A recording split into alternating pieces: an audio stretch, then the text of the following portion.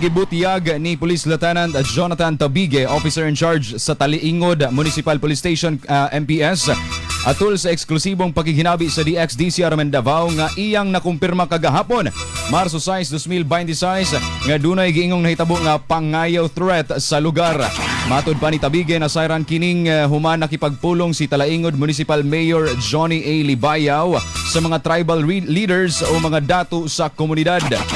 Subay niini Gipaneguro sa lokal nga panggamhanan sa Talaingod, kauban ang mga tribal leaders, indigenous peoples mandatory representatives kun IPMR, San Fernando Bukidnon ug ang Talaingod MPS nga ilang paningkamutan nga dili masundan pa ang maong sitwasyon pinagi sa gilusad nga coordination meeting.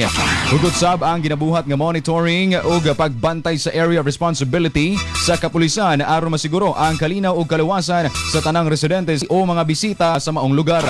Dugang pa nga ginarespeto sa lokal nga panggamhanan ang tradisyon ug kultura sa managlahing tribo apan klaro nga gikondena ang bisan unsang matang sa violence o pagpatay. Samtang nagapadayon sab ang pagmonitor sa sitwasyon, nagapadayon sab ang suspensyon sa klase sa pipila ka mga tunghaan nga nahimutang sa Barangay Dagohoy o Barangay Palmahil.